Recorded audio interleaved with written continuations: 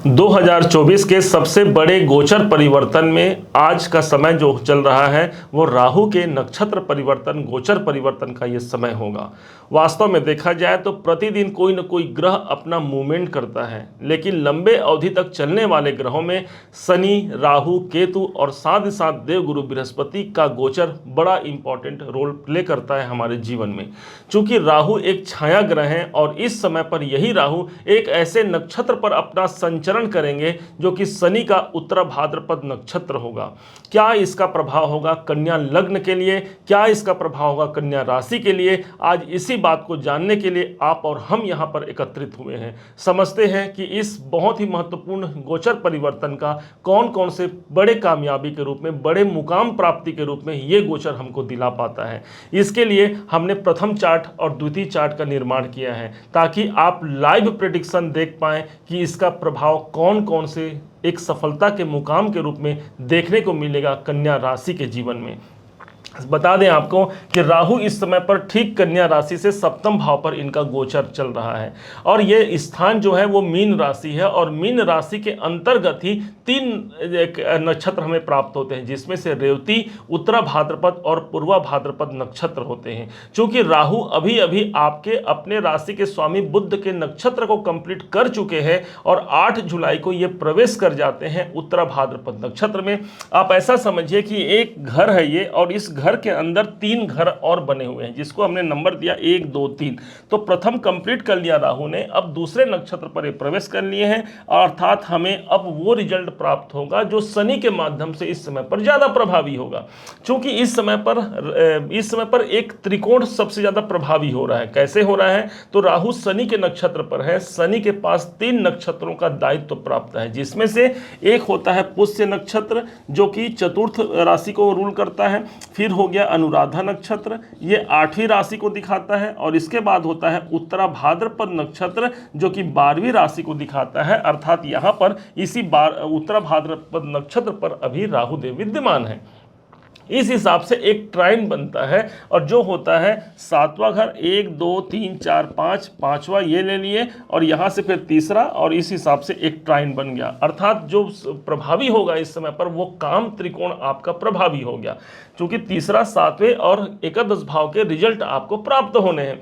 अब इस समय पर आपको एक चीज ध्यान रखने की आवश्यकता है कि काम आसक्ति की वृद्धि हो सकती है, अपने काम पर हमें नियंत्रण रखने की आवश्यकता होती है। किसी अपोजिट जो सेक्स है उनके प्रति हमारी आकर्षण बढ़ सकती है, इस पर हमें ध्यान रखने की आवश्यकता पड़ेगी क्योंकि सप्तम भाव यहां पर एक्टिवेट हो रहा है राहु के माध्यम से। राहु के पास बौछार है, लेकिन यदि इसी को हम दूसरे तरीके से लिया जाए, चूंकि काम त्रिकोण है, काम हमारा कर्म होता है, हम जो काम करते हैं, जो अपने कर्म के प्रति हम निरंतर प्रयास करते हैं, वही हमारा काम है। अर्थात इस समय पर अपने कर्म पर फोकस करना सबसे ज्यादा प्रभावी होगा कन्या राशि के जीवन के लिए। अब समझते हैं ये जो 3 भाव एक्टिवेट हुए हैं इनका क्या प्रभाव होगा। तो भाई एकादश भाव यहां पर एक्टिवेट हो रहा है, अर्थात ये स्थान है आपका लोगों से मिलने का। इस समय पर आप लोगों से मिलते हैं, लोगों से मिलते जुलते हैं, अपने बड़े भाई के लिए आपके अच्छे समय यहां पर प्रदर्शित होते हैं।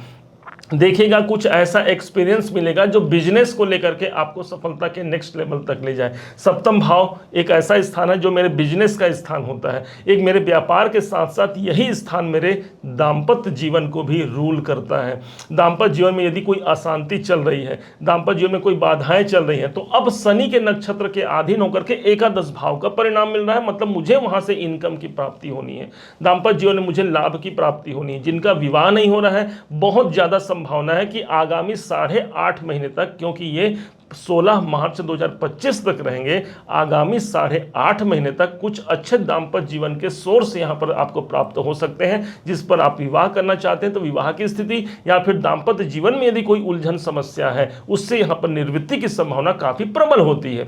चूंकि यहां पर तीसरा घर भी हमारा एक्टिवेट हो रहा है, जो लोग मार्केटिंग में है, सेल्स में है, कोई भी ऑनलाइन संबंधी काम करते हैं, जो लोग स्पोर्ट्स में है, या फिर इस समय पर कुछ ऐसे अनुभव मिल सकते हैं जो आपके मेहनत के अनुरूप आपको सफलता दिला जाए। क्योंकि यहां पर काम त्रिकोण अर्थात मेरे मेहनत मेरे काम के अनुरूप मुझे सफलता, और सफलता क्यों? क्योंकि एकादश भाव यहां पर एक्टिवेट हो रहा है जो कि हमारी कामनाओं की पूर्ति का होता है। किसी बड़े लाभ की आप आकांक्षा लिए बैठे हैं, राहु शनि के नक्षत्र पर है। ध्यान दीजिएगा, राहु के पास कोई भी बाउंड्री वॉल नहीं है। राहु असीमित ग्रह है, जिसके पास जहां चाहे तब वहां पर राहु पहुंच सकता है। और शनि है हमारा कर्म, और इस कारण से उस काम और शनि के द्वारा मिलकर के हम एक बड़े लक्ष्य को प्राप्त कर सकते हैं। एक ऐसा समय होगा आपके लिए, आप ऐसा जानिएगा। कारण इसका यह भी होगा कि शनि आपके प्रबल योग कारक है। माना गया है शास्त्रों में, यथा शनि तथा राहु, अर्थात शनि के अनुसार राहु हमको प्रमाण देते हैं या फल देते हैं। तो शनि आपके योग कारक है, अर्थात राहु भी आपके योग कारक बन करके इस नक्षत्र पर ट्रांजिट के दौरान आपको एक श्रेष्ठ परिणाम यहां पर दिला जाते हैं। अब समझते हैं अगले चार्ट को। इस चार्ट में हमने देखा कि यहाँ पर हमने एक सिंपल ढंग से आपको समझाने का इसमें प्रयास करते हैं कि कैसे हम किसी ग्रह के नक्षत्र के माध्यम को हम डिकोड कर पाते हैं।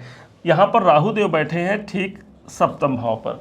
इस समय पर राहु शनि के नक्षत्र पर है। शनि के पास जो नंबर है, जो हाउसेस हैं, वो हो गए आपका छठा घर और हो गया पंचम भाव। चूंकि छठे और पंचम भाव का भी परिणाम अब राहु आपको प्रदान करेगा। जो ग्रह है वो आपका पेड़ है, और जो नक्षत्र है जिसके अधीन आपको फल दे रहे हैं वो आपके लिए फल की प्राप्ति होगी। भाई उस पेड़ में कितना फल लगेगा, इसको हम अब इस चार्ट के माध्यम से जान पाएंगे।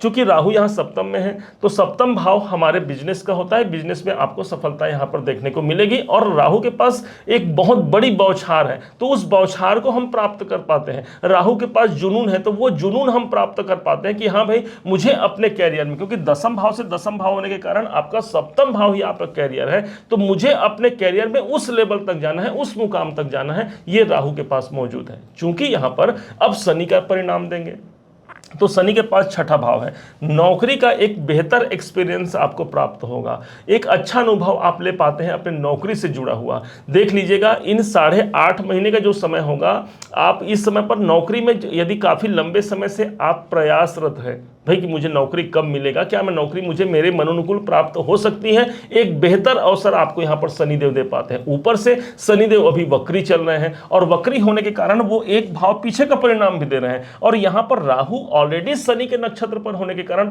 पंचम भाव भी यहाँ पर एक्टिवेट होता है। तो जो लोग अपने संतान प्राप्ति करना चाहते हैं, बहुत बेहतर समय रहेगा। संतान के लिए कुछ बेहतर प्रयास कर रहे हैं, सोच रहे हैं बच्चों की बढ़ोतरी या कैरियर को लेकर के, एक बहुत अच्छा समय रहेगा। जो बच्चे एजुकेशन प्राप्त कर रहे हैं, क्योंकि पंचम भाव यहां पर एक्टिवेट होगा, हमारे स्वयं के अंदर एजुकेशन की वृद्धि होगी, शिक्षा में सफलता का योग यहां पर बनता है, क्योंकि पंचम भाव यहां पर सबसे ज्यादा प्रभावी होता है। ऊपर से शनि, अब यहां पर एक कॉम्बिनेशन समझिएगा, 6 क्योंकि छठे भाव के स्वामी शनि है, 5 और साथ ही साथ यहाँ पर सप्तम भाव, तो 6, 5, 7 का कॉम्बिनेशन मिला। तो छठा भाव होता है हमारे जॉब का, और पंचम भाव होता है जॉब से दूरी का। तो यहाँ पर ज़्यादा संभावना बनता है कि मैं वर्तमान जॉब से मुझे दूरी हो जाए, मतलब छूट जाए, दूसरा मुझे जॉब मिल जाए। या फिर यदि आप उसी जॉब में आप संलग्न रहना चाहते हैं, तो आपका कोई लेवल बढ़ सकता है। इस पर आपको ध्यान देने की आवश्यकता रहेगी, क्योंकि पंचम भाव भी यहाँ पर यदि जॉब के अनुरूप इसे देखा जाए तब।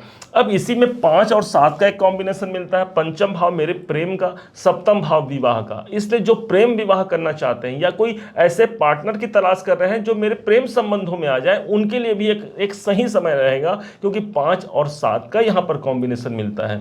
जो लोग मानसिक कार्य करते हैं, जो लोग आध्यात्मिक कार्य से जुड़े हुए हैं, जो लोग क्या बोलना चाहिए उसे, मानसिक कार्य, मनोविज्ञान पर जो काम कर रहे हैं, किसी प्रकार से इस फील्ड पर जो जुड़े हुए हैं, उनको यहाँ पर सफलता काफी महत्वपूर्ण प्राप्त होती है। क्योंकि यहाँ पर 6 और 7 का कॉम्बिनेशन मिलता है, तो जो आप काम कर रहे हैं, बिजनेस कर रहे हैं, उसमें आप ज्यादा मेहनत भी कर पाते हैं, और नौकरी को आप शीर्ष मुकाम तक यहाँ पर पहुंचा पाते हैं। कारण यह है कि राहु और शनि दोनों के बगैर कोई व्यक्ति भी अपने कैरियर को हाई लेवल तक नहीं ले जा पाता। जब भी राहु और शनि का कॉम्बिनेशन मिल जाता है कुंडली में, इसे एक शापित योग भी कहा जाता है। लेकिन यही शापित योग इतना महत्वपूर्ण होता है कैरियर के दृष्टिकोण से, क्योंकि शनि हमारा कैरियर है और राहु बोलता है दूर। शनि हमारा कैरियर है और राहु बोलता है बदलाव। तो इसलिए ये समय कैरियर में एक अच्छी अनुभूति को कन्या राशि, कन्या लगन के जीवन में सर्वाधिक रूप से आपको दिखा पाता है।